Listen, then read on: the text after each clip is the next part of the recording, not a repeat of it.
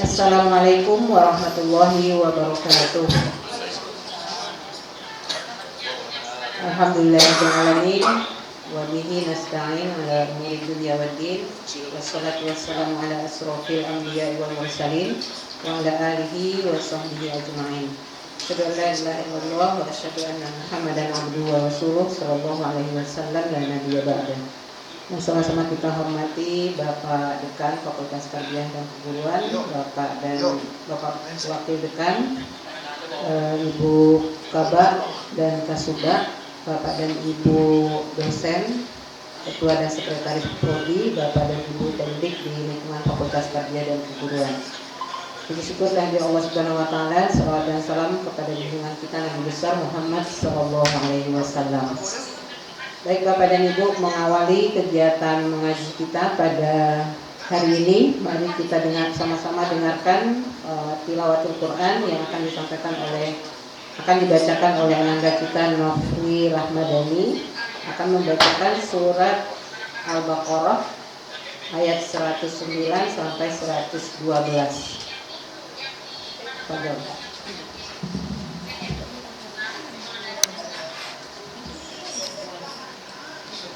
Assalamualaikum warahmatullahi wabarakatuh. A'udzu billahi minasy syaithanir rajim. Bismillahirrahmanirrahim. Wadda katsirun min ahlil kitabi law yaruddunakum min ba'di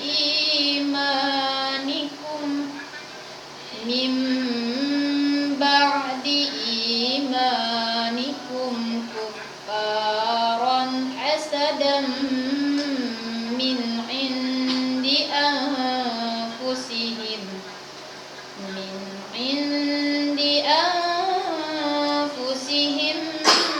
min ba'di ma tabayyana lahumul haqq fa'fu wasfahu hatta ya'tiyallahu bi amrih innallaha ala kulli syai'in qadir.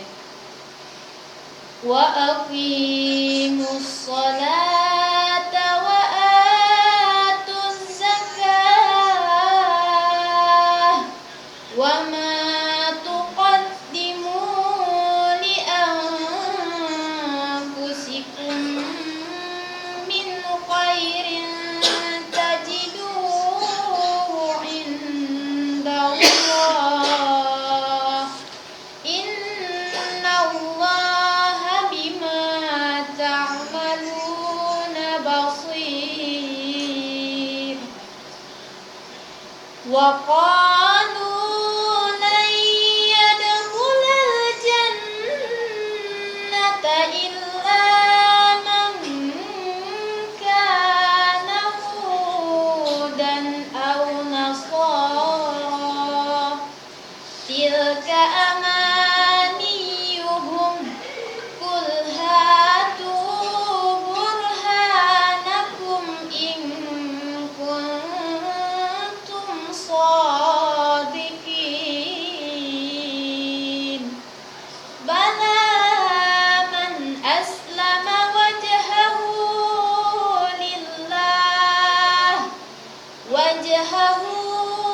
lillahi wa huwa muhsinun falahu ajruhu inda rabbih wa la khawfun alaihim wa la hum yahzanun. Shadaqallahul azim. Assalamualaikum warahmatullahi wabarakatuh.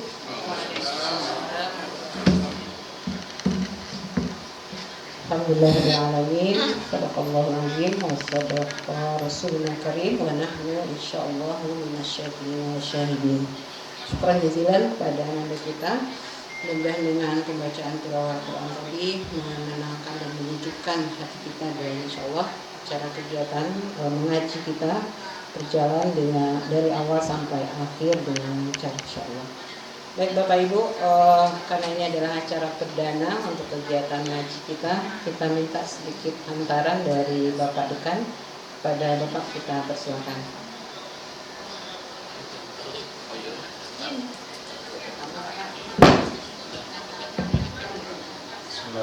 Assalamualaikum warahmatullahi wabarakatuh.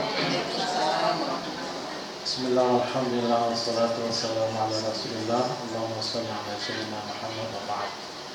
Yang sama-sama kita hormati dan muliakan guru besar kita, Bapak Profesor Dr. Haji Rizky Samad MAG. Alhamdulillah berkenan hadir dalam kegiatan ngaji kita yang perdana di Fakultas Tarbiyah dan Keguruan Negeri Padang. Terima kasih Pak Prof atas kehadirannya. Yang saya hormati Bapak Ibu Wakil Dekan 1, 2, dan 3. Alhamdulillah kita lengkap, Ibu KTU. Yang saya hormati Ketua dan Sekretaris Prodi. Sepertinya belum lengkap yang hadir karena sebagian mungkin ada yang seminar puasa penelitian mengajar ya.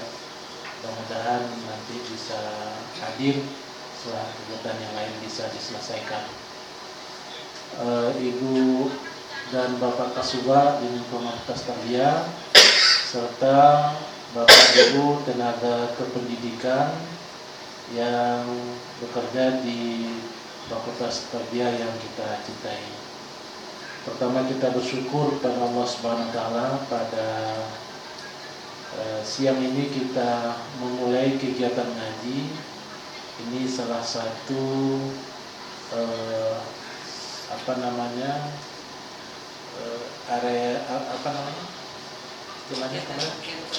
kegiatan dari agen perubahan yang kita sudah launching beberapa hari lalu.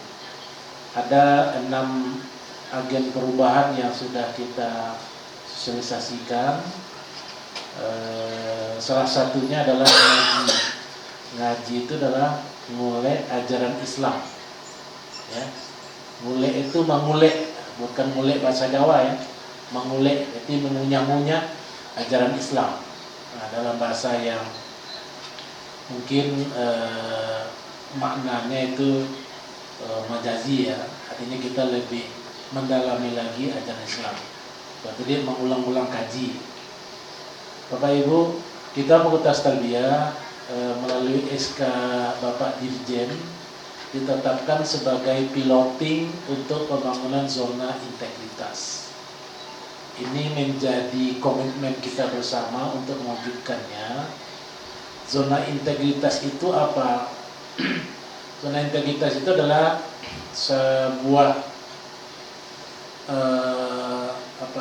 mekanisme penilaian yang dilakukan oleh Menpan RB kepada unit kerja pemerintah yang memberikan pelayanan kepada masyarakat.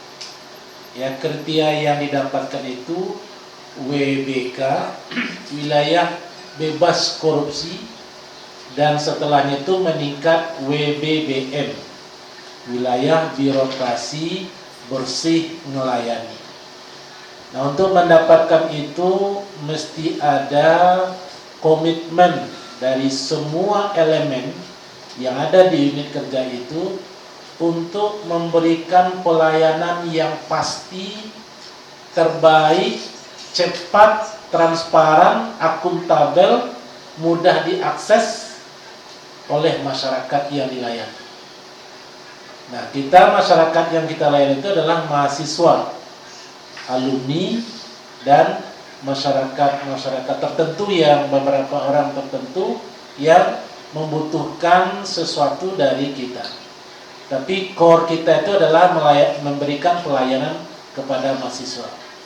Jadi Bapak Ibu, anggotanya Bu Jus, anggotanya Pak Fauzan, anggotanya Ibu Rina. Kita bersama-sama, termasuk anggotanya Pak WD nih, ketua ada sekretaris prodi itu, anggotanya dekan lah ya. Kita bersama-sama memberikan pelayanan terbaik. Tidak ada gratifikasi. Jadi kalau ada yang memberikan amplop supaya bisa dilayani, itu tidak ada. Lagi saja lapor nilai Bu, Salam Jawa, dia amplop. Kalau ketahuan itu bisa menciderai dari proses yang sedang kita laksanakan. Kemudian kita akan secara bertahap akan mencoba memberikan layanan yang mudah diakses, cepat dan bertanggung jawab. Jadi sekarang kita sedang menyiapkan pelayanan satu pintu. Nah, ini di bawah koordinasi Ibu KTU, di ruang resepsionis bawah itu nanti kita akan skemakan, ada stafnya Ibu Ibu Jusni atau Pak Fauzan yang duduk di situ menerima permohonan atau apalah dari masyarakat yang membutuhkan layanan kepada Fakultas Tarbiyah, dan itu SOP-nya nanti kita buat. Misalkan kalau mengajukan surat aktif kuliah itu berapa lama, tidak boleh berhari-hari, misalkan 30 menit atau 40 menit. Terus ada SOP-nya nanti. Kemudian ada KRS dan macam-macam. Nah, itu secara bertahap akan coba kita lakukan. Kemudian kita sudah kemarin itu sudah mensosialisasikan agen-agen perubahan.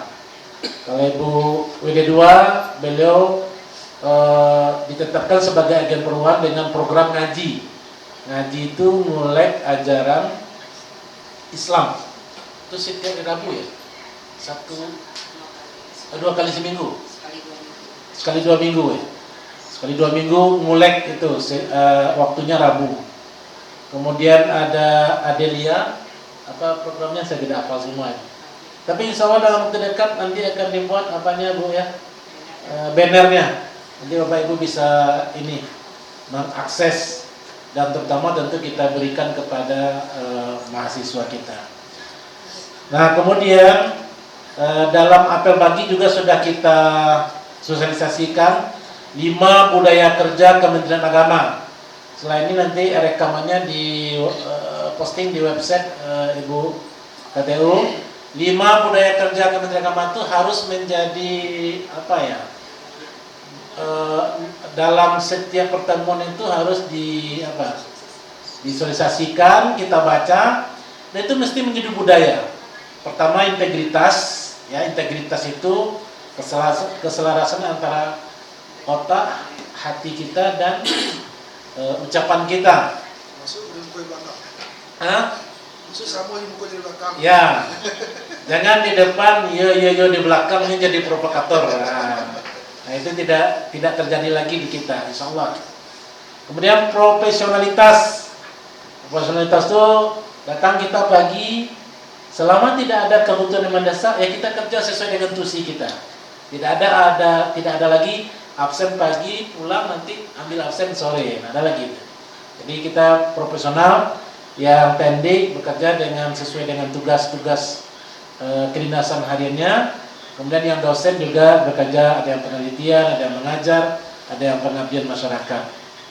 Inovasi, inovasi itu kita berusaha untuk mempertahankan yang sudah baik dan melakukan terobosan-terobosan, menciptakan hal baru. Tidak di kalangan dosen saja Bapak Ibu. Ibu Jusni dengan anggotanya juga bisa lakukan inovasi-inovasi. Nanti kita akan coba bersama tim nanti ada 2, kita akan coba desain bagaimana kita memberikan reward dan punishment terhadap pegawai di lingkungan Fakultas Tarbiyah yang bekerja luar biasa, yang melakukan inovasi pasti mendapatkan reward. Tetapi yang yang melakukan pelanggaran atau tadi lain di depan, lain di belakang, tentu akan ada punishment setelah ini. paling tidak yang paling jelas itu adalah Tukin, Remon ya, bukan Tukin, Remon. Karena insya Allah nanti mulai Januari, mudah-mudahan Remon itu sudah jalan, maka kita dihargai sesuai dengan bobot kerja kita. Makin banyak kerja kita, tentu penghargaan Remonnya makin tinggi. Berkurang kerja kita, itu Remonnya pasti akan menyusut. Jadi pendapatan Bapak Ibu tiap bulan tidak akan sama lagi antara satu dengan yang lain, meskipun grade-nya sama, itu tergantung kepada bobot kerja kita. Kemudian tanggung jawab bekerja secara tuntas dan konsekuen. Yang harus selesai 5 menit harus selesai 5 menit. Yang kalau kita buat SOP, misalkan aktif kuliah 10 menit, harus selesai 10 menit. Jadi yang berurusan ke kita, dia menunggu dengan pasti. Apakah saya mengurus surat keterangan ini selesainya paling 10 menit. Jadi itu yang coba kita secara bertahap akan kita lakukan. Kemudian keteladanan, bagaimana memberi contoh yang baik. Saya juga harus memberi contoh kepada wakil-wakil dekan, kepada Ibu KTU. Begitu secara berjenjang, Ibu KTU juga memberi contoh kepada yang di bawahnya, Bu Kasubag memberi contoh kepada yang di bawahnya, dan kita juga sama-sama memberikan keteladan yang terbaik. Kalau saya tidak memberikan contoh yang terbaik, ada yang akan menegur saya. Ada guru besar yang akan menegur, ada KPAF yang akan menegur saya nanti kalau saya tidak memberikan keteladanan yang baik kepada Bapak Ibu semua. Nah, itu yang harus kita lakukan. Jadi 5 budaya kerja: integritas, profesionalitas, inovasi, tanggung jawab, keteladanan harus menjadi mindset kita, harus menjadi budaya kita dalam keseharian. Nah, itu Bapak Ibu sekedar pengantar. Jadi mulai hari ini adalah salah satu program yang kita canangkan dalam kita membangun zona integritas di Fakultas Tarbiyah. Mudah-mudahan ini menjadi hal yang perlu kita kita rutinkan, sehingga ada perubahan kita dari hari menjadi lebih baik. Kita sudah baik, tapi mudah-mudahan menjadi lebih baik.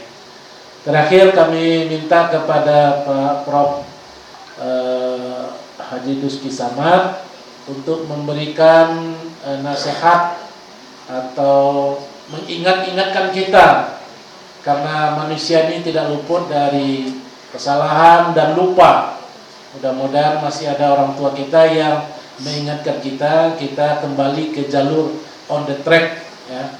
Dan karena ini adalah program dari Mulek, nah kita tentu berharap banyak ini manfaat bagi kita semua, terutama Tendik dan kita yang bekerja di Fakultas Tarbiyah dan Keguruan. Sekali lagi kepada yang terhormat Bapak Profesor Dr. Duski Samad, terima kasih. Mudah-mudahan apa pencerahan yang beliau berikan nanti bisa kita amalkan untuk menuntun kita dalam melaksanakan proses kerja akademik di Fakultas Tarbiyah dan Keguruan. Terima kasih, mohon maaf. Assalamualaikum warahmatullahi wabarakatuh. Terima kasih Pak Dekan atas arahannya dan sudah membuka acara kita. Baik Bapak Ibu semuanya, tidak lagi memperbanyak jam kelima, marilah sama-sama kita dengarkan taujik ya, taujik, nasihat dan pencerahan dari Bapak kita, Bapak Profesor Dr. Duski Samad MAG, dengan judul Loyal dan Menjadi yang Terbaik atau Muhsin Pak ya. Tadi pagi sudah langsung di-share oleh Bapak dan langsung kita dengarkan arahan dari beliau dan taujih dari beliau. Terima kasih. Silakan Pak. Baik. Assalamualaikum warahmatullahi wabarakatuh. Alhamdulillahirabbil alamin. Wassalatu wassalamu ala asyrafil mursalin wa ala alihi washabbihi ajmain. Pak Dekan yang kita hormati, Pak Wakil Dekan 1, Wakil Dekan 2, Pak Dekan 3, Ibu KTU, Bapak dan Ibu dosen, karyawan, dan semua kita yang hadir, baik yang langsung ataupun yang di dunia maya. Syukur dan puji kepada Allah, salawat dan salam kepada Rasulullah SAW. Tadi sembari kuliah S2, saya mencoba menuliskan apa yang dalam pikiran saya sambil kuliah dari itu. Dan komitmen itu sangat penting kita mereka. Saya harus menunda makan siang hari ini karena jam 2 harus sampai, kurang juga 5 menit lagi. Dan itulah modal kita bisa berhasil. Orang kalau komitmennya rendah tak akan jadi. Saya tidak mengatakan saya hebat, tapi dalam pandangan saya termasuk berhasil. Karena bisa jadi profesor, nah bisa jadi dekan 2 periode. Walaupun buat KTU menempatkan saya 1, padahal saya 2 periode buat KTU. 1 jadi PAW setahun. Jadi artinya apa? Kita perlu membangun komitmen terus. Apa yang disampaikan Pak Dekan tadi kan benar soal komitmen. Bahwa kita di sini inna sholati wa nusuki wa mahyaya wa mamati lil. Nah, kalau kita tambah lil tarbiyah, mati pun kita nanti akan dibawa ke sini. Saya kalau masih kata Pak almarhum Haji Masnal kan ditausiah dinasihatkannya gitu. Sekarang sudah menjadi sebuah tradisi kan. Meninggal seorang yang sudahlah yang bahagian dari ini dibawa ke sini. Berarti kita sudah hidup mati sini Bu KTU. Jangan tidak dibawa nanti mayat saya ke sini, bawa dulu. Jadi oleh karena itu maka ini adalah rumah kita. Ini adalah tempat kehidupan kita. Ini adalah tempat di mana kita berangkat pagi, ada siang, balik lagi.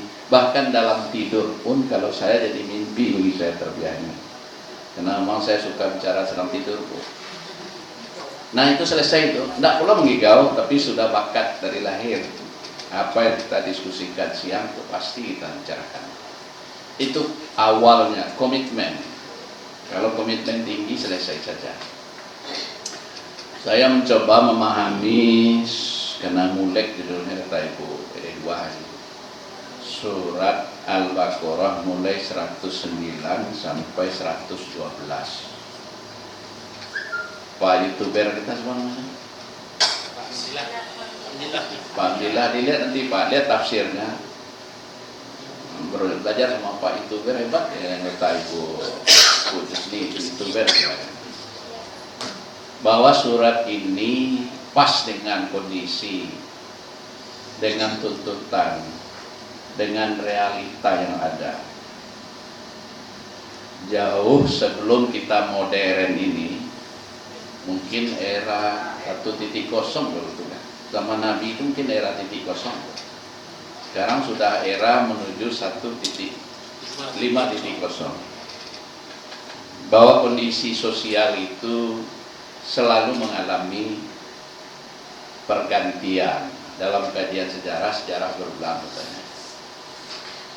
Dari 109 sampai 111 surat Al-Baqarah tadi mengemukakan 2 kondisi kehidupan masyarakat Madinah yang dihadapi oleh Nabi, di mana masyarakat Madinah adalah masyarakat yang multi, yang majemuk. Nabi harus berhadapan dengan Muslimin, harus berhadapan dengan Yahudi, harus berhadapan dengan Nasrani, Majusi, dan semua entitas-entitas lainnya. Kan seperti itu juga kita di kantor ini, kita multi. Ibu IPA tidak sama pengalaman kepala labor IPA, tidak akan sama pengalamannya dengan Ibu KTU, dengan Ibu Kabwa. Kita beda pengalaman karena lahir dari ibu yang berbeda, dari bapak yang berlainan, walaupun aslinya sama-sama dari Nabi Adam, tapi sekarang mereka kan sudah lahir dengan situasi yang berbeda. Ini masyarakat kampus ini masyarakat yang majemuk, baik dari segi latar belakang, dari segi tingkat pendidikan, dari segi kinerja, kita berbeda. Oleh karena berbeda itu mesti ada yang menyamakan. Untuk sampai kesamaan itu kita harus paham apa yang sesungguhnya terjadi di dalam keberbedaan itu, yang mesti diwaspadai. 1. Pertanyaan, apa yang seringkali terjadi di dalam keberbedaan yang mesti kita netralisir sedemikian rupa untuk mencapai itu tadi WBK, WBM, apalagi itu sampai ke WBM. Satu, hasadan. Jangan diharapkan semua kita ini fair-fair saja, jujur-jujur saja, patuh-patuh saja, elok-elok saja. Pak WD satu tadi bahwa ada yang di depan lain, di belakang lain, itu real, tidak perlu didiskusikan itu. Ada. Wadda kathiron, kata ayat itu, sangat banyak. Jadi ini tafsirnya tafsir kontekstual, Pak, bukan tafsir tekstual. Nah, saya lagi BPG Quran Hadis kan. Ini tafsir kontekstual. Bahwa dalam satu entitas, dalam satu organisasi, dalam satu, terkecuali di fakultas pun, ada saja yang merasa tidak nyaman dengan orang lain. Bahasa Al-Qurannya hasad. Itu maka turun satu surat tentang hasad saja kan. Qul a'udzu birabbin nas min syarril hasidin idza hasad. Harus waspada, ada orang hasad yang tidak senang. Bahkan kata Nabi, an-ni'matul mahsudah, nikmat itu pun didengki orang. Nah, senang benar saja di tiga kawannya. Sorry Pak Eder. Ada saja tidak puas. Jangan merasa kecil, itu biasa. Menangan gaji profesor 3 kali lipat sekawan Pak Niang jauh dengan jadi profesor lo malah jawab. Malah bukti. Padahal lu sebanding jauh usaha ibu. Ya kan? Jadi artinya kedengkian itu tetap saja ada. Maka usaha mencerahkan, fa'fu wasfahu, kan itu ujung ayatnya. Saling memberi maaf, saling mengingatkan, saling memberikan argumen-argumen yang jelas. Coba ayatnya selanjutnya itu.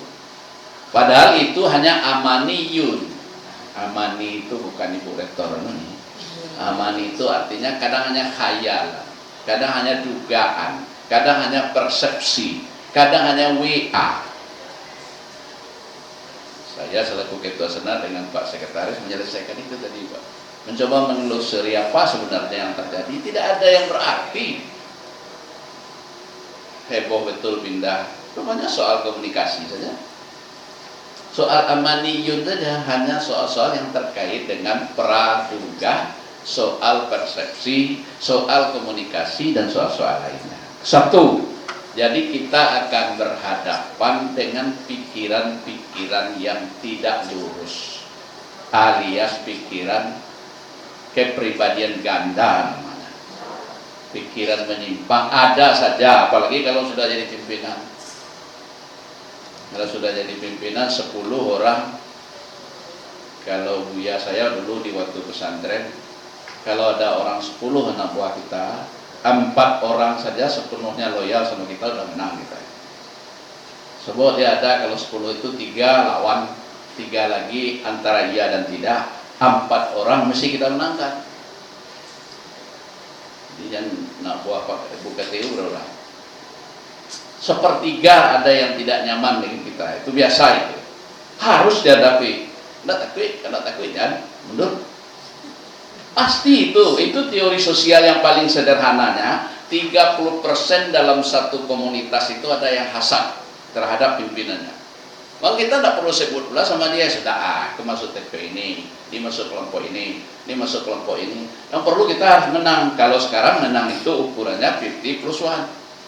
Kalau anak buah bawa 10 berenam harus ke ampe berangko. Jadi itu perlunya ketegasan. Kalau ada yang tidak benar dari 100 dosen, 100 berapa dosen? Para komunitas dari pegawai sekian, berapa komunitas semuanya? Berarti sekian orang yang akan bermasalah. Bahkan menurut teori atomnya Pak Baikuni, atom saja yang demikian patuh pada sistem 1-2 ada yang keluar. Jadi jangan berharap 100% Bu. Hadir saja 50+1 udah bagus ya. Separuh, tapi tentu kita maunya semuanya. Satu, jadi masalah yang paling tidak mudah menyelesaikannya problem kejiwaan. Hasadan itu problem kejiwaan. Di luarnya bentuk kawan, di belakang menusuk. Di luarnya sepertinya loyal, tapi jam kerja masih di lepoguan. Contohnya ya. Kelompok pengen mencari inspirasi sih nampak. Bahkan mencari aspirasi, menjaring aspirasi bagaimana? Hah? Tidak sekedar itu saja. Kamu bayar minum orang kedua aspirasinya.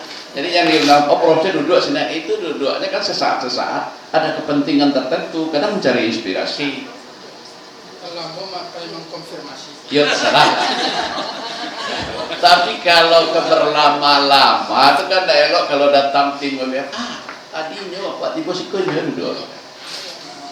Itu misalnya, contoh saja. Siapanya tidak perlu sebut bahwa itu bahagian dari problem kita.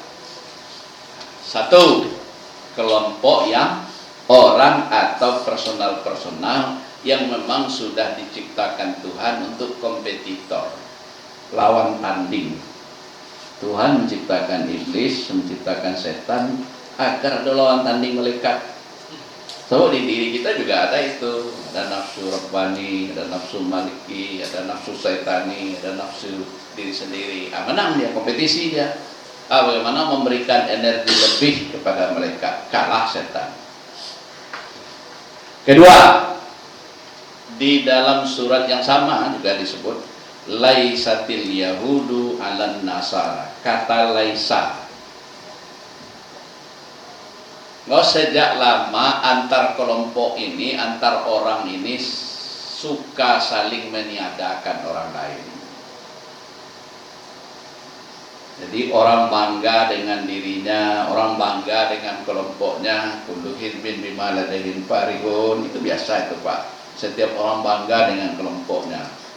Saya dengan kelompok saya bangga, ibu-ibu dan bapaknya, kelompoknya biasa-biasa saja itu. Yang tidak boleh kebanggaan pada, kalau di tentara namanya jiwa korsa, kalau di kita ini namanya loyalitas. Itu maksudnya tadi identitas. Tapi tidak boleh menafikan orang lain. Laisatul yahudu 'alan nasara wa la yadkhulul jannah nasara wal yahudu, itu bunyi ayatnya. Tidak boleh menafikan orang lain. Kita pintar, orang lain juga pintar. Kita bisa, orang lain juga bisa.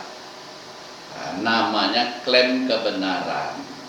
Apalagi dalam dunia birokrasi, sebodoh-bodohnya pimpinan kita tidak bisa berijtihad dalam dunia birokrasi.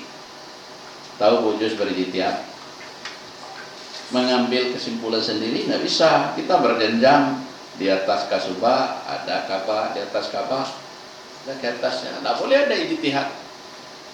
Ijtihad itu bolehnya dalam hukum Islam ya itu, tapi dalam birokrasi tidak ada itu. Apalagi kalau keuangan, itu tadi yang kami diskusikan. Tidak ada judulnya ijtihad di keuangan. Keuangan itu jelas akun ini dengan rincian seperti ini, kalau bermasalah tidak bisa ditolerir. Maksud tadi yang disebut Pak PD2 tadi. Kalau sudah tertulis, tidak bisa lagi, apalagi jaringan hari ini semuanya terukur lewat online sistem ini. Repot juga. Nah, ada kedengkian, ada klaim bahwa kita paling baik. Saya yang paling tua di sini. Kata iblis ketika disuruh sujud oleh ana khairum minhu. Masa ambolo kesedih gitu. Pada patang baru masuk kembali bro. Wah, betul enggak benar itu. Itu iblis yang boleh ngomong itu. Jadi kalau memang Tuhan yang merintah, kalau memang aturan yang mengatakan itu, walaupun kita tidak suka, walaupun dia pimpinan kecil dari kita, nah dalam kita harus hormat. Itu isinya pesannya. Itu yang membaca kontekstual dari ayat tadi. Nah, masalah ini hanya bisa diselesaikan dengan tiga solusi. Ada dua masalah. Satu, ada perasaan karena itu bagian dari sebuah hal yang melekat dalam diri orang. Lihat sajalah dengan baik. Yang kedua, ada orang yang merasa dia bisa menyelesaikan semua masalah. Padahal masalah ini sudah terbagi, bidang ini, profesi ini sudah selesai, atau dalam bahasa itu saling klaim, tidak benar itu. Solusinya 3. 1, kul hatu burhanakum. Biasakan bicara, bekerja, bertindak berdasarkan burhan. Burhan itu fakta-fakta, aturan-aturan, regulasi yang jelas. Oh dulu beko tuh dulu. Sekarang tidak dulu lagi. Jadi kalau dalam bahasa kearifan lokal Minangkabau, kok kamalawan jo buka guru jo kaji melawan. Kok kamalawan kan ini mama jo ada. Kok kamalawan jo atasan jo aturan. Bu, tidak sesuai jo aturan, kok menurut regulasi. Jangan gunakan persepsi. Oh dulu itu bu, anak mau dulu. Keliru dia. Nabi kan itu menyelesaikan. Itu kamu cerita saja, coba buktikan kalau memang kamu lebih baik dari yang lain. Jadi kalau diterjemahkan secara akademiknya, bawa argumen. Kedua, balaman aslama. Kesetiaan, ketundukan, pengabdian yang tulus. Itu tulisan saya tadi sambil mendengar kuliah. Sebab kalau kita pikir-pikir ya juga, saya ngajar sejak 90 berapa ya, masuk ke tarbiyah 93, diangkat 92, berarti sudah 30 tahun. Saya yakin saya bisa sampai ke ini karena kesetiaan, aslamanya tinggi. Siapapun yang memimpin di fakultas saya loyal saja. Rasanya belum ada catatan, jangankan catatan polisi, catatan hansip saya dulu ada catatan hansip tentang saya. Jangankan catatan yang sifatnya hukum, catatan moral pun tidak. Nah, artinya ingin saya katakan, obat untuk mencapai kualitas diri dan kelembagaan ini perlu terus-menerus disuarakan. Aslama. Kalau sudah di jalan yang benar, lah sesuai regulasi, sudah benar yang dikatakan orang, ayo kita loyal terhadap itu. Itu saja judulnya, rumit-rumit. Aslama, kata Nabi. Kita akan bisa selesai, kata Al-Quran, harus aslama. Kalau klaim-klaim saja tidak akan selesai itu. Ini kedua rumusnya. Kesetiaan. Rumah tangga akan nyaman kalau setia. Rumah tangga itu apa ceritanya itu Pak? Kita hormat sama beliau, kesetiaan yang luar biasa itu yang harus kita hormati. Ya benar kan? Kesetiaan. Apapun bidangnya perlu kesetiaan. Aslama namanya Pak, tunduk kepada aturan. Dan yang ketiga, kita perlu muhsinun, fastabiqul khairat, menjadi yang terbaik. Saya ini mau mengatakan sedikit lagi, kita boleh panjang Bu ya. Ayat tadi silakan dipelajari. Ini ayat yang terkait kerukunan ini. Bagaimana cara mencapai muhsinin itu, jadi yang terbaik itu. Saya baca sebuah buku judulnya Mojo. Mojo itu terjemahan dari buku bahasa Inggris. Kalau saya dekat Pak Deli langsung saya tanyakan dulu tuh, tapi enggak. Jika buku ini saya beli di bandara. Apa isi buku itu? Untuk sampai ke tingkat muhsin itu, ke tingkat yang terbaik itu, kita mesti melewati 4 tahapan. Tahap nomor 1 namanya identitas. Pastikan identitas kita. Kalau kita di bidang ini, berarti ini identitas kita. Kalau dalam dunia akademik, identitas itu ya kayak sekolahnya, ya job tugasnya dan semuanya. Kalau di pegawai juga begitu. Pastikan. Setelah identitas naik setingkat lagi achievement. Ada prestasi. Ketika orang walaupun identitasnya kecil tapi dia berprestasi di sana, dia akan mendapat level ketiga, namanya reputasi. Kalau orang mau bicara karakter di sekolah di Sumatera Barat ini, orang narasumbernya Pak Kasim, udah masuk reputasi, dapat Duski. Kalau bicara karakter sudah menjadi reputasinya, susah orang lain masuk. Kalau bicara untuk menjadi bantuan sosial, orang merujuk ke Bu Epi, sudah mendapat reputasi. Ada Bu Epi di sini, sudah gabung dia. Itu kan reputasi, dengan ikhlas beliau berjuang untuk itu. Kalau bisa naik di level 4, akseptansi, diterima oleh semua orang.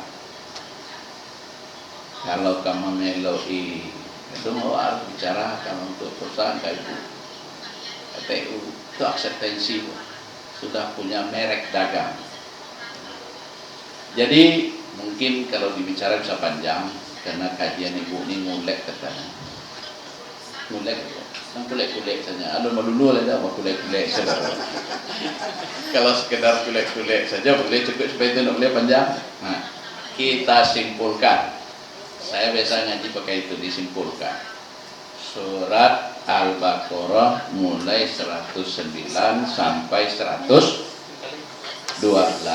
Surat ini menyampaikan tentang fenomena sosial yang dihadapi Nabi di Madinah. Ada dua hambatan Nabi. Satu, kedengkian antar kelompok. Yang kedua, antar individu yang hidup dalam masyarakat itu saling merasa paling hebat. Tidak bisa berkoordinasi kalau gini.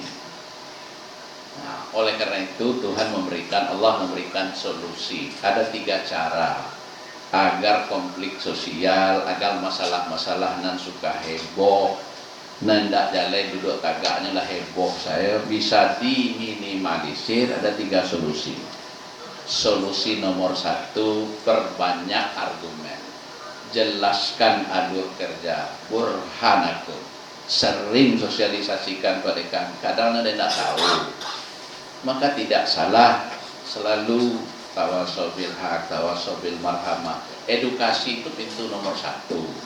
Jadi bagian dari kegiatan mental perubahan mental perlu diperkuat. Kalau perlu datangkan dari luar. Kalau lah terlalu biasa kan juga tidak lama kaji pada sekian biasa saja. Datang dari luar, ada tekanan, ada tarikan baru. Itu yang nomor 1.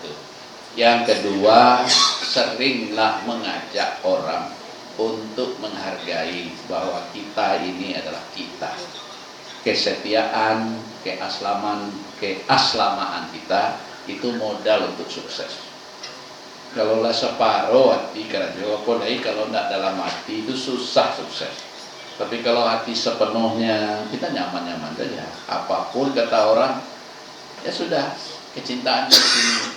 Itu mau tidak bisa lo tumbuh sebentar, itu penjiwaan. Oleh karena itu bangun kesetiaan. Maka saya bilang loyalitasnya loyalitas yang rasional, yang seperti tadi punya regulasi, punya aturan, dan akhirnya berniatlah menjadi yang terbaik. Dah pasti kalau yang terbaik itu akan mendapatkan hasil yang baik. Di ke depan itu akan ada penilaian pegawai yang terbaik, saya terbaik, beberapa terbaik saya dengar tadi diskusi kami dengan pimpinan. Mudah-mudahan ini menjadi motivasi. Kok mau nonton dulu ya? Ini luar biasa. Allah mungkin itu kita cukupkan demikian. Bila itu hidayah. Assalamualaikum warahmatullahi wabarakatuh. Untuk kerukunan tidak orang Pak. Kerukunan rumah tangga aja dong.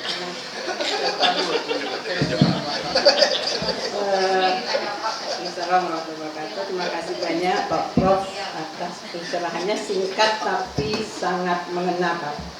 Sangat mengena karena ini adalah keseharian kita, dan apa yang Bapak sampaikan itu memang itulah yang ada dalam realita kita, dan bagaimana cara kita menghadapinya sudah diberikan solusinya tadi oleh Bapak. Berikutnya kita boleh tanya jawab ya Pak ya. kita diskusikan Bapak Ibu, mungkin ada yang mau sharing, mau mendiskusikan atau ada permasalahan. Kata Bang Serma tadi ada permasalahan rumah tangga katanya. Curhat boleh. Ya, Mama Dede curhat doma ya. Baik, silakan Bapak Ibu. Datang Bu Ratna. Silakan Bapak Ibu, ada pertanyaan.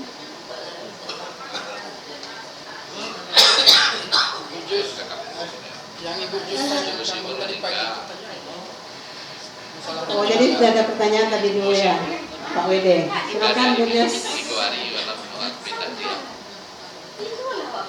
Dari pagi nak tahu Pak Wede. Kalau belum ada Pak, ini mungkin Pak sedikit menghadapi fenomena di sosial kita. Itu kan butuh kesabaran Pak ya. Nah itu mungkin yang belum Pak. Jadi kita sering jadi orang yang emosi, tidak bisa menerima adanya keberagaman. Menurut kita itu kenapa harus seperti itu gitu? Kenapa harus begitu? Kenapa tidak seperti ini? Kan nggak masuk akal menurut pikiran kita Pak ya. Tapi ternyata itu realitanya gitu. Jadi kadang kita nggak bisa kurang bisa sabar menghadapi hal-hal perbedaan. Orang-orang yang berbeda pendapat dengan kita yang tidak suka, pasti ada yang suka, ada yang tidak suka. Nah, kira-kira gimana Pak untuk bisa menjadi orang yang sabar gitu? Baik. Kita berinteraksi dengan Saya beri 3 kali 10 sama Ibu. Tips untuk nyaman, aman, dan bisa menyelesaikan masalah dengan tenang. 10 yang pertama surat Al-Hujurat ayat 10. Surat Al-Hujurat ayat 10.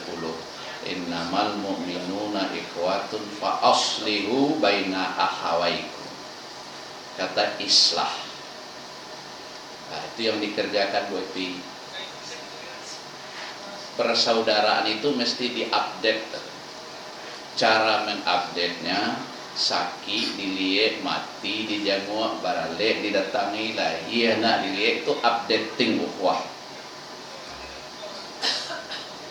Itu Bu Epi, guru gadang awas kata. Pak Adeli, Menteri Sosial, Menko-nya, Menko pada. Itu bagian amalan dari surat Hujurat 10. Kan orang jarang ukhuwah aja nyambilnya kan. Padahal ujungannya fa aslihu baina akhawaikum. Kamu mesti updating persaudaraan itu. Jangan kan orang lain sana awak, saya tidak pernah melihat awak nak macam mana tidak. Orang lain tapi karenanya update taruh, merasa belum sana. Aku merasa hutang lupa deli taruh. Kalau tidak jagoan, tidak do sapayana mencari linggo. Presensi maja sampai buku 6 tapi absen tidak sehari itu ya Allah. Kan dia ada di modi share kan? Aja ya absen updating namanya. Jadi tidak ada alasan kalau tidak mau apa ibaratnya tidak kata bangun islah, tidak kata bangun ukhuwah. Sabar Pak. Itu 10 pertama. 10 pertama untuk lama matum Jeli Hidayat. Dia saudara saya, ibunya kalau dirunut silsilahnya bertamu di Siti Awak, ibu saya juga lama saya betul aja lihat. Bapaknya dirunut ke atas Adam, ayat dan loya. Fa aslihu. 10 kedua surat Al-Muzammil ayat 10 juga. Fasbir ala ma yaquluna wahjur hujran jamil.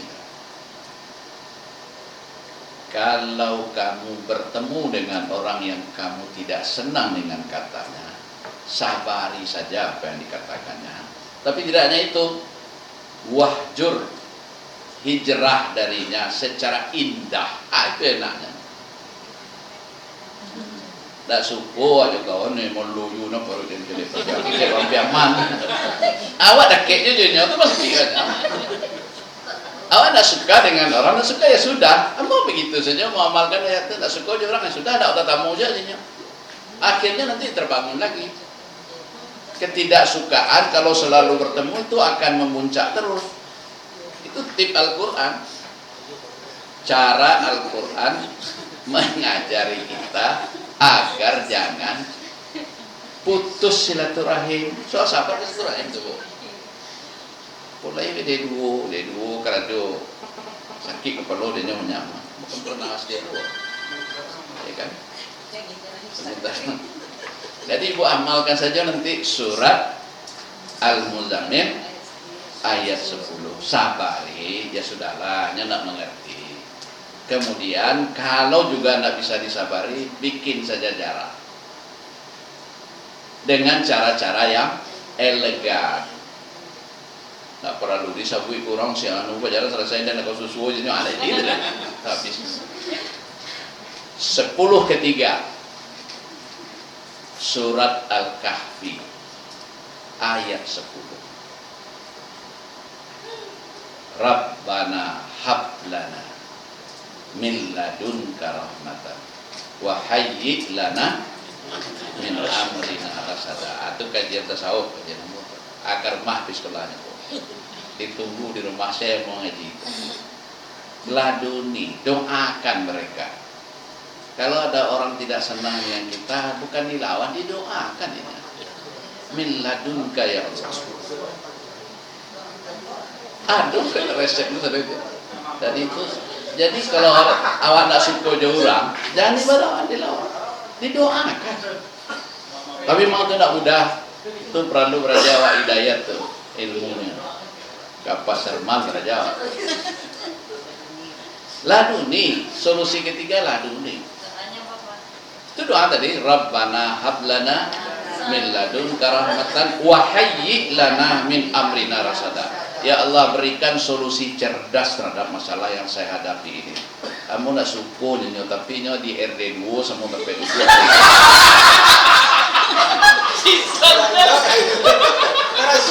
Bahasa Tuhan, kan Tuhan tanya aja nih lepas. Nah soalnya kan kita tahu semua keadaan tuh pasti ada. Malah suku saya bilang. Kalau rumah awak saya kadang-kadang ada suku. Ngaruh orang rumah orang lain. Doakan. Jadi sangat indah Al-Quran. Jadi seringlah ngaji. Kamu senang ngaji-ngaji memilih-milih ayat-ayat yang seperti itu luar biasa. Tidak ada yang tidak punya solusi. Tapi itu baru tataran normatif kata daya. Ini kebetulan aku diminta ngajar tentang konseling religius di S2 di Batu Sangkar di KPI. Ya, seperti itu. Janganlah lihat nanti di rumah, katanya ngulek dari ibu. Tadi kan lo mulai dulu lah, kau dikulek so. Lihat di rumah nanti apa tafsir ayat itu. Surat Al-Hujurat 10, surat Al-Muzammil 10, surat Al-Kahfi 10. Aku dulu nanti per 3 waleh pada ini. Nah, ini per 10 saya dulu. Jawaban ibu, tidak perlu khawatir apapun masalah, sesungguhnya solusinya ada dalam Al-Quran. Tinggal lagi bagaimana menurunkannya dari norma menjadi metode, dari metode jadi strategi, jadi teknik. Itu kerja konseling gitu. Mana Rupi? Tak tahu, ya tak serah. Jadi bagian 10 terakhir kau ke rumah ngajinya, saya sekolah. Tapi gambaran besar nih.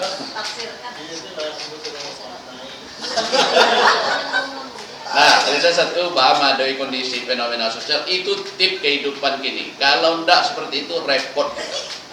Wi antah hati sebentar bunyi WA. Sabrun jamil. Kok kasus keluarga sabrun jamil, kok surat Yusuf. Kalau ini mengatasi masalah-masalah, sebab risiko persoalan itu semua. Apapun masalah mulainya dari mindset. Mindset itu hanya bisa dibentuk oleh 3 hal. Pengetahuan, pengalaman, dan keyakinan beragama. Kalau pengetahuan orang kuat, biasanya mudah menyelesaikan. Bahwa pengetahuan itu memberikan solusi. Kalau pengalamannya tinggi, itu biasanya mudahnya menyelesaikan. Apalagi ditambah keagamaannya kuat. Ya sama untuk ketiganya, mengkristal di dalam diri. Akan berbeda pengalaman Pak WD3 dengan pengalaman saya, kan beda. Jadi dan kita hidup dalam situasi itu terus menerus. Bisa panjang, tidak sesuai jawab bicara mulai. Terima kasih. Assalamualaikum. Satu lagi boleh Bu. Waalaikumsalam. Terima kasih banyak. Silakan Bapak Ibu. Banyak yang menyimpan kayaknya Pak pertanyaannya Pak. Ya tidak itu mahal itu dari. Kalau tidak bertanya Bapak Ibu nggak keluar tadi ilmu-ilmu laduninya Pak. Silakan Bapak Ibu. Cukup. Kalau ada yang mau konseling silakan. Konseling yang di sini Pak ya. Konseling di rumah tidak. Tanya nggak? Tanya tadi pagi. Kalau Bu Jus malu silakan Pak WD menyampaikan. Silakan. Pak Bu Jus nggak mau menyampaikan. Salah tadi bagi Pak. Tentang menetapkan pilihan. Pak. Ya. Jelaskan. Ya. Ya. Singkat saja. Jadi rumus menetapkan pilihan ada 3 rumus. Rumus nomor 1 rata-rata bikin 2 lajur. Biar rata-rata. Jangan ditunggu kesempurnaan. Ada yang sempurna. Kalau soal jodoh panduan agama itu 4 pilih, ini 10 nilainya, ini 7, ini A, ini B, nanti ambil rata-rata. B saja lah jadi tunggu dulu A lah, enggak kamu sebut. Satu, Korea plus. Jadi rumus rata-rata. Nah, yang kedua bisa juga menggunakan rumus sami'na wa ta'na. Orang muda belum pernah tua, orang tua pernah muda. Jadi kalau profesor milihan, terima kasih. Rumus sami'na wa ta'na. Saya 2, mantu saya kami milihkan jaringan. Dan sampai hari ini bagi ada kecilnya. Kau memilih berkotis lagi soalnya. Apa saja. Tidak termasuk keluarga apapun. Kalau sudah yang berpengalaman, apa saja nih? Tidak ada maksud pilihan. Kalau yang sudah yang berpengalaman, karena orang tua sudah pernah muda, orang berpengalaman sudah melewati. Jadi kalau lagu KTU mendisposisi, jadi tanyanya lagu kesukaan waktu aja. Rumus sami'na. Rumus yang pertama tadi ikhtiar namanya Pak. Ikhtiar itu pilihan. Kajian teologi, kajian akidah. Nah, rumus yang kedua, rumus sami'na wa ta'na. Rumus yang ketiga masih ada.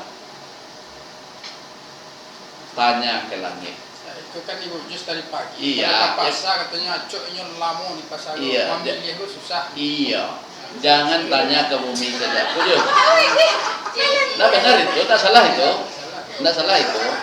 Jangan tanya ke bumi saja. Tanya ke langit. Itu rumus ketiga. Tidak akan selesai dunia aku Jawa saya. 5 itu harus dijalani. Semua apapun. 1 ikhtiar. Apapun pekerjaan yang kadiawe mesti ada pertimbangan-pertimbangan cerdas berbasis ilmu pengetahuan. Setelah ikhtiar kita naikkan ke kerja yang maksimal. Kata Pak Deli yang mau cek kok kerja mau dari pagi. Kali mau kerja mau ni kok. Jadi kok kadang-kadang penghasilan bawa aja. Kok ini gratis kan. Kali mau dari pagi. Kerja maksimal. Setelah kerja maksimal lah, jangan lupa berdoa. Tidak selesai dunia dengan hukum sebab akibat saja. Itulah ibadah penting. Setelah berdoa apalagi?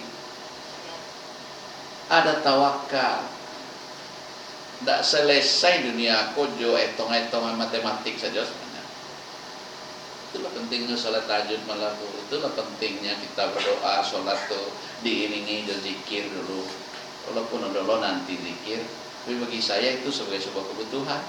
Selesai sholat, baru sampai di tahap terakhir takdir. Takdir itu 2 pula maknanya. Yang harus kita terima apa adanya, mubram namanya. Pak aja lah lebih sakit kaya sakit. Ada takdir yang memang karena hasil pekerjaan kita, mu'allak namanya.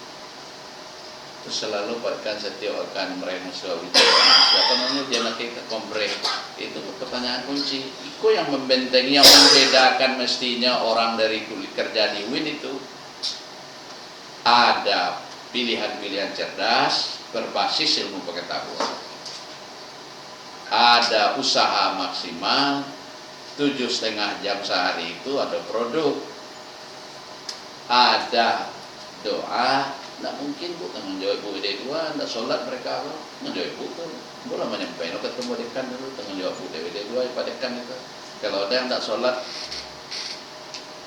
itu kan doa. Tanggung jawab WD2 kok enggak dong. Pak WD3 mahasiswa tanggung jawabnya. Kalau mahasiswa tidak sholat, mana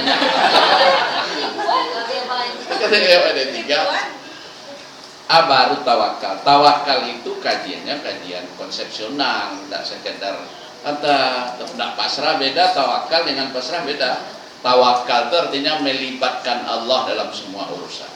Katanya wakala yuwakilu tawakal, wakilkan urusan ke Tuhan, jangan urusan kita saja. Baru sampai di takdir. Ya Bu Ratna, CC Bu Rena, CC Bu Ratna lah, YouTuber kita lagi. Jadi bukan ada solusinya Pak. Jadi dapat tuh pertanyaan apa tadi tidak salah tidak? Bagaimana menentukan pilihan? Bisa menggunakan konsep ikhtiar, bisa menggunakan konsep sami'na wa ta'na, bisa menggunakan konsep takdir. Kan itu rancaknya pisau banyak. Jadi ibu-ibu di dapur, ilmu banyak itu gunanya. Ibu-ibu di dapur para buat pisau ibu jenis sebut. Pisau menyai bawang beda loh, pisau menyai daging beda loh, pisau untuk menyai kue pisau juga namanya. Nah, mau pisau menyai daging di pasauan kan udah. Untuk menggaris tak udah dulu ya. Dah. Oke, kasih lebih banyak keluar kalau dipancing. Tidak ada yang tidak ada solusinya, ada solusinya. Cuma awak nak terjangkau kadang-kadang. Nah, kita perlunya kesempatan kok. Tanpa mungkin tanpa pendidikan. Kita aja dulu. Kapan lagi? Masuk ibu jalan Kan Bu. kita buka. Lanjut. Silakan Bu, kasih Pak. Pak, cuma menanyakan ini saja. Bagaimana cara menyamakan persepsi untuk membangun tarbiyah ini seperti yang kita inginkan lebih maju ke depan, menyamakan persepsi. Konsep menyamakan persepsi. Dan persepsi itu nak mungkin sama dengan daya. Kom. Ya, lagi acara. Ya. Atau jadi kalau kirim menutup. Oke ya. Ya. Bu, jangan diminta untuk sama persepsi. Dia saja dia beragam. Persepsi itu kalau bahasa Inggrisnya coba deh. Kan sebatas baru dugaan. Yang tidak boleh kita itu berbeda pada regulasi, pada aturan main. Pada persepsi biasa saja. Rumus yang paling baik itu menyamakan persepsi surat An-Nahl 125. Surat itu rumusnya. Jangan semua melihat dari permukaan. Ajak orang dengan cara bijak. Setelah cara bijak, berikan penjelasan, mau'izah yang bagus, edukasi. Tidak juga mau diedukasi, lakukan diskusi. Billati hiya ahsan, dengan cara-cara yang baik. Jadi untuk menyamakan persepsi, mengajak orang bisa mengikuti jalan baik yang sudah kita pastikan benar. Rumusnya An-Nahl 125 pedomannya, atau surat apa juga yang tepat itu agaknya. Pendefinisian oleh orang dakwah itu kan dibawa ke dakwah saja, padahal kok ayat edukasi. Pendidikan itu mulai dengan cara bijak. Nah, mungkin anak TK harus diajar langsung menulis, karena ada cara-cara metodenya. Kalau ibu mau teori akhlak, pula teori Al-Ghazali 4 Bu, 5. Mulai daripada tarbiyah setelah tarbiyah, ini konsep perubahan ini yang seperti ibu tadi kan, tarbiyah, setelah tarbiyah tahzibul akhlak, lakukan pembinaan, setelah tatbik keteladanan, uswatun hasanah, setelah keteladanan ada yang mesti diberikan reward, tafsir, dan terakhir ada tanzir, bentuk kuliah akhlak. Bagaimana metode pembinaan akhlak? Itu satu sisi dari al-amin. Mari ibu juz kata juz. Kalau Al-Qur'annya surah An-Nahl tapi kalau teori akhlaknya itu tadi lakukan terus. Kalau proses jalan, yakinlah akan terjadi perubahan. Kalau proses mulai jalan sekali 14 hari, silaturahim diupdate, kemudian suasana dibangun, ya bangun dengan sendirinya. Sebab pembiasaan itu kan sangat mangkus kata orang karakter. Cukup? Terima kasih. Kau langsung mana itu kita? Apa Pak? Sedikit saja Pak. Jadi terdengar tadi usaha maksimal optimal, kemudian diiringi dengan doa. Tawakal. Sebaik-baiknya berdoa. Tahajud di malam hari. Tapi ada dengar-dengar Pak, kiri kanan ya. Saya sudah berusaha, saya habis tenaga dan sekuat tenaga. Sudah berdoa, seterusnya saya ikatnya. Tapi permohonan saya belum. Jadi apa standarnya doa itu? Standar doa kita dikabulkan atau tidak. Ini babnya namanya berhusnuzon terhadap Allah. Hasil capaian seseorang tidak selalu sesuai dengan keinginan. Keinginan seseorang belum tentu sesuai dengan kenyataannya. Lalu bagaimana caranya? Kalau terkait dengan doa, kalau doa pada prinsipnya doa semuanya dikabulkan. Kalau tidak nanti tidak laku pula surat Al-Baqarah itu. Ud'uuni astajib lakum. Itu dulu prinsip. Semua doa orang dikabulkan. Kedua, bentuk pengkabulan doa itu seperti apa? Ada doa yang dikabulkan cash and carry. Kini diminta langsung dapat. Ada doa yang dikabulkan ditunda berdasarkan kelayakannya. Sepertinya kita ngasih duit ke anak kok baru SD minta pitihnya 100.000. Itu tidak mungkin, ditanya dulu apa kepentingannya. Jadi ada doa yang ditunda karena kemaslahatan untuk hamba. Itu kajian tasawuf Pak. Kemudian memang ada doa yang tidak diberikan hari ini, tidak layak untuk saudara katanya. Kata Tuhan. Jadi doa itu ada 3 jenisnya, bentuk-bentuk doa dikabulkan itu. Ya memang nampak hasilnya langsung.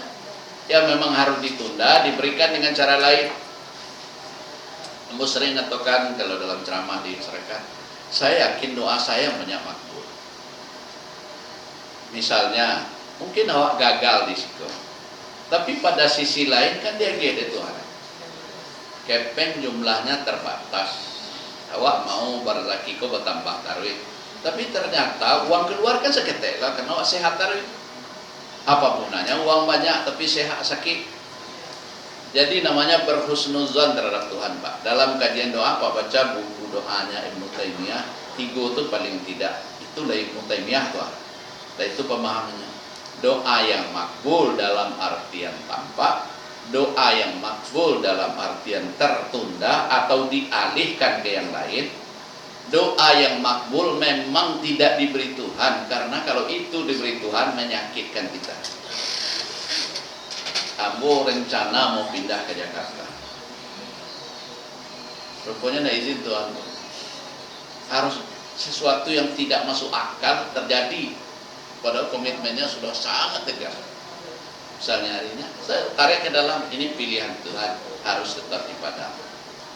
Misalnya kita mau ini sesuatu, kalau enggak sakit oleh Pak. Kalau enggak bisa membaca doa, wala tahajud, wala macam-macam, enggak juga bisa. Kita tidak tahu rahasia hidup ini. Yang pastikan setiap doa pasti dikabulkan. Ada yang kabulnya tampak, ada yang kabulnya ditunda atau dialihkan, ada yang kabulnya memang tidak diberikan, tidak patut diberikan. Masa anak SD barunya minta lebih dari 1 juta, nggak penting itu, pastikan jadi yang lain. Nah itu misalnya, itu jelas sekali dalam kajian. Misalnya Pak baca buku doa dan zikir, siapa yang bahasa Arab atau bahasa penerjemah, penjelasan jelas sekali. Jadi berdoa salah banyak ilhafan bid doa. Kita tidak tahu doa mana yang akan dikabulkan Tuhan, dengan cara bagaimana Tuhan mengabulkan doa. Karena ada Pak Titi banyak, badan sehat, keluarga aman. Jadi itu. Coba yang Titi banyak, tapi keluarga sakit, baik boh, itu apa namanya? Tulisan. Logika-logika pemahaman seperti itu yang penting bagi yang mulai, Bu.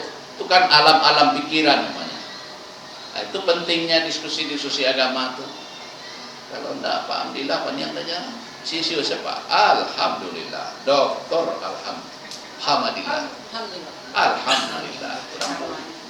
Nama saja sudah alhamdulillah. Jangan bersuuzon terhadap Allah. Lah payah berdoa enggak jawab. Bukan bisa. Mungkin waktunya, mungkin caranya, mungkin dialihkan ke yang lain. Luar biasa kalau paham seperti itu. Saya pada satu kesempatan ngaji dengan orang Bang Nagari. Ketika kajian selesai, sengaja nyoba ke rumah untuk mendiskusikan itu. Nah, karena ibadatin bahwa itu dia, aku yang benar kecewa. Khusus minta konsultasi soal itu saja. Bukan kita. Ya juga ya biaya. Jadi alhamdulillah ditunggu di rumah di surau. Kalau untuk saya agak dalam. Jangan semua yang kita pikirkan semuanya baik untuk kita, belum tentu. Oleh karena itu perlu penyertaan doa dalam semua pekerjaan. Terima kasih. Lah Ibu Ratna ya. Yang dibatasi jam Bu. Bu harus keren. Nah, lagi lah jalan. Ya, satu lagi. Silakan Bu Rat. Sudah 15:21 sebentar lagi azan. Akan doa. Waalaikumsalam. Terima kasih Bapak penasihatnya. Ini masalah doa tadi ya. Surah Al-Baqarah yang artinya berdoalah mintalah kepada aku, pastikan kepada aku. Yang terjadi di sini Pak Bro, seringkali ya kami ya, seringkali kita berdoa idealnya kita inginkan begini gitu ya. Karena sesuatu lah apa yang kita obsesikan ya, yang kita raih, yang kita harapkan. Termasuk mungkin juga masalah pilihan hidup, pendamping umpamanya. Tapi ini pendamping, intinya bukan pendamping, itu penutup ya. Seringkali apa yang kita doakan lewat sepertiga malam, lewat salat hajat, salat duha, salat sunat lainnya setiap saat. Tapi yang diberikan oleh Allah yang tidak kita harapkan. Bagaimana itu Pak? Ya. Sebagai contoh dulu ya, contohnya sedikit. Ketika ngurus pindah ke sini, dulu kan 7 tahun saya Pak, 6 tahun, 7 tahunan lah Pak. Ya. Nggak ada hubungan dengan buku deking atau keluarga sama sekali. Jadi itu lah murni minta pada Allah dengan usaha yang B3 Pak Prof katakan tadi, berusaha maksimal, dirinya ibadah, kontinu kan, tambah dengan sunatnya, dirinya dengan doa. Paham Ibu waktu kita terbatas. Ya paham maksudnya. Nah, akhirnya yang berhasil kita kehilangan sesuatu yang penghasilan kita yang banyak kehilangan di sana untuk mendapatkan sesuatu yang kita harapkan kan gitu. Terus nyampe di sini umpamanya kita selalu berdoa kita harapkan gini, tapi yang terjadi yang dikabulkan Allah yang tidak kita harapkan. Bagaimana itu Pak? Untuk Ibu direkomendasikan baca kitab Ihya Ulumuddin bahagian ke-6, buku ke-6, judulnya Al-Munjiyat. Al-Munjiyat itu mau bagi judul Kapal Kehidupan. Untuk membuat selamat dalam dunia ini kan seperti Bahrul Amik tadi. Itu kitabnya ada 4 pilarnya untuk bisa kita nyaman dalam menghadapi kenyataan. 1, mahabbah. Pandang semua masalah ini dengan positif, dengan penuh cinta. Filsafat cinta. Yang kedua, al-uns. Jangan jauhkan hidupmu dari kenyataan. Dekati kenyataan itu berdasarkan kenyataan. Yang ketiga, al-asik. Fokus. Yang keempat, ridho. Tidak bisa selesai kini. Ini 6 kali pertemuan baru selesai. Terima kasih. Ambo rekomendasikan Ini bukunya besok saja. Bapak juga lagi ya Pak? Tidak, baca bukunya, rekomendasikan saja bukunya. Al-Munjiyat di bab tentang kalau ibu baca hanya kulit-kulit buku sulit. Kitab Al-Munjiyat, kitab Ihya Ulumuddin, bab Al-Munjiyat, buku ke-6 halaman 260. Sekian 260-an sampai 290-an. Tidak bisa selesai ya. Kapan disambung lagi Pak Prof? Ya, kita ucapkan terima kasih banyak kepada Pak Prof yang sudah memberikan pencerahan ya Bapak Ibu semuanya. Ibarat siraman air nih Pak, air di tengah kekeringan kita. Jadi nggak selesai nih, kalau diperpanjang mungkin nggak akan selesai Pak. Tapi waktu sudah habis Bapak Ibu. Insya Allah kita akan mulai terus Bapak Ibu ya. Sekali 2 minggu, kalau memang nanti waktu 2 minggu ke depan Pak Prof bisa, kita lanjut dengan Pak Prof. Kalau tidak nanti kita gilir dengan dosen-dosen kita yang lain. Insya Allah Bapak Ibu kita akan ada kajian tafsir, ada kajian hadis, kajian Al-Quran juga, kemudian kajian juga tentang parenting dan keluarga. Kalau nanti ada request dari Bapak Ibu, usulan nanti kita akan bahas dalam kajian kita ini. Mungkin demikian saja ya Bapak Ibu, terima kasih banyak. Jazakallah khairul jaza kita ucapkan kepada Pak Prof atas ilmunya, semoga menjadi amal ibadah dan menjadi sedekah ya, sedekah jariah yang selalu mengalir karena kita amalkan. Baik Bapak Ibu, kita akhiri dengan sama-sama membacakan hamdalah. Alhamdulillahirrahmanirrahim. Terima kasih Bapak Ibu semuanya. Insya Allah kita ketemu lagi dalam acara melek ngaji ajaran Islam 2 minggu ke depan. Insya Allah. Demikian Bapak Ibu, mohon maaf. Wassalamualaikum warahmatullahi wabarakatuh.